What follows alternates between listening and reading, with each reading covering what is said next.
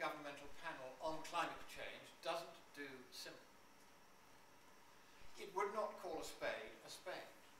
It would call it a one-person operated, manually controlled, foot-powered implement of simple and robust, yet adequately efficacious ligno-metallic composition, designated primarily, though by no means exclusively, for utilisation on the part of hourly paid operatives deployed in the agricultural, horticultural, or constructional trades or industries, as the case may be, for purposes of carrying out such excavational tasks or duties as may, from time to time, be designated by supervisory grades as being necessary, expedient, desirable, apposite, or germane, with regard to the ongoing furtherance of the task or objective in hand, or, on the other hand, underfoot, Secretary General. Now, I'm going to be making much more obvious points than that, and I'm going to speak in plain English. A horse goes into a barn, and the barman says, "Why the long face?" Because it's a horse, you idiot. And the points I will be making to you today you will find, mostly be startlingly, blindingly obvious. But the art of those who have engineered this scam is to make the obvious seem absurd and the absurd seem obvious. And we are going to change that back. Nothing, however, that I am going to say in any way says that we want to screw up or mess up this beautiful planet. This is the view from our little place in Scotland across the Highlands, into the valley of Glencoe, over Rannoch Moor and across Loch Rannoch in the foreground. It is a beautiful planet. We have been given the stewardship of it and all the things in it, over it and under it. Genesis 1, chapter 22. It is not, therefore, for us to be irresponsible in our stewardship. We are all environmentalists.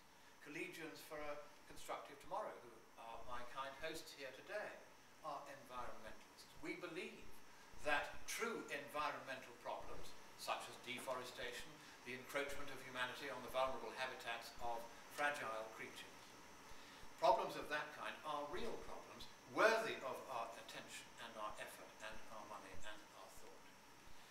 And therefore we do not want non-problems to obtrude and obnubilate and obfuscate and obscure the things we should be doing to protect this beautiful planet that has been given to us.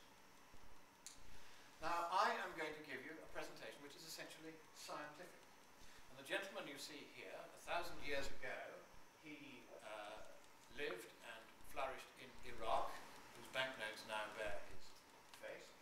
His name is Abu Ali ibn al-Hassan ibn al-Hussein ibn al-Hussein ibn al-Haytham. He was one of the greatest mathematicians of his day, and he is credited with first inventing what we now recognize as the scientific method, the method of inquiry and diligent measurement and investigation and checking, which is how science really works. And he said, the scientist, or the seeker after truth, as he called scientists, is not in the business of putting his trust in any old consensus. What he does is he checks. And that's what we're going to do today. However, do not believe a word I say. This playing card here was devised by an environmentalist in the UK because he reckoned I was one of the 10 most dangerous skeptics on the planet. So being flattered by this, I've kept his playing card. And here am I dressed to perform Gilbert and Sullivan. But the point I want to make to you here is that I am not in the business of preaching or proselytizing to you. I am simply going to give you scientific facts and data which you may not have come across elsewhere, and I'm going to let you draw your conclusions from those facts and data. Everything I say you can check. Now, why does the truth really matter? It matters because if we as policymakers get the decisions wrong, if we get the science wrong and we get the policy wrong, then millions can end up dead. When DDT, the only effective agent against the malaria mosquito, was banned worldwide, starting in America, unfortunately, 40 years ago, the number of deaths from malaria rose from 50,000 annually, these are official figures, to 1 million annually. And that rate of death persisted for 40 years, until 3 years ago decided that it would reverse the ban. And Dr. Apacalypse said, quite often in this field, politics comes first and science second. We must take a position based on the science and the data. And he once again restored DDT as the first line of defense against the mosquito. But only after 40 million people, most of them children, had been killed simply because the same people that are now telling us global warming is a global crisis told us that DDT might be harmful to humans. What was harmful to humans was the malaria mosquito. So the result of that ban on a substance which is never known to have killed any human was to kill 40 million children. 6 holocausts to indulge the left in their power plays. That is why it pays for us to check the science first. Here's another example. HIV, again, a debate captured by the left. And instead of everybody who got HIV in the early stages of the disease 20 years ago being isolated immediately, compulsorily, permanently, but of course humanely, to make sure that it didn't spread to everybody else, the left said, oh no, no, no, the human rights of the people who've got AIDS must be respected, and by implication to hell with the human rights of everybody else. So the result was 25 million unnecessary deaths, nearly all of which could have been prevented if the normal public health measures had been taken. And another 40 million now infected and going to die.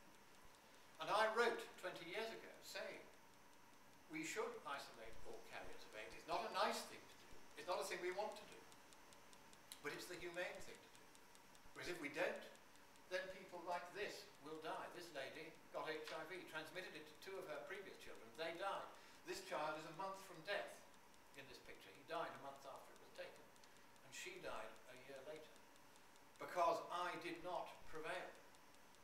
I and the science which said this is what you should do. I was told by the director of your own US Army Medical Research Center into Infectious Diseases that it was absolutely necessary that isolation of all carriers of AIDS should be put into practice immediately, or tens of millions would needlessly die. He begged me to speak out because he could not speak out himself.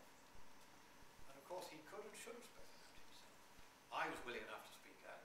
He was not. The scientific community, as so often in the past, sat on its hands and didn't speak out. Millions died, millions continued to die, quite needlessly because the wrong decision was taken then. The right thing was not done. And we're already killing millions by starvation, not because the climate is changing as a result of their activities, because as I shall show, it isn't, but simply because the biofuel scam, which is a direct spin-off from the global warming scare, has taken, get this, 1/3 of the food-growing agricultural land of the United States out of food production in the last 2 years alone. Other countries have done similar things. Result, shortage of food, doubling of world food prices. That is an inconvenience for us who pay $2 for a hamburger instead of 1. We still live. But if you're only living on $1 a day anyway, in a poor country, and your food price doubles, you die of starvation. There have been riots, food riots, in a dozen major countries over the last 2 years. And if I were to ask you how many of you have seen those food riots and the starvation that occasioned them, reported with the same degree of attention in your national media as the non-problem of global warming is reported, not a hand will go up, I think. No, that's what I thought. Because the left do not care how many people their policies are killing. And let us be clear that the global warming scare, not global warming itself, because there virtually hasn't been, but the global warming scare is killing people in their millions by starvation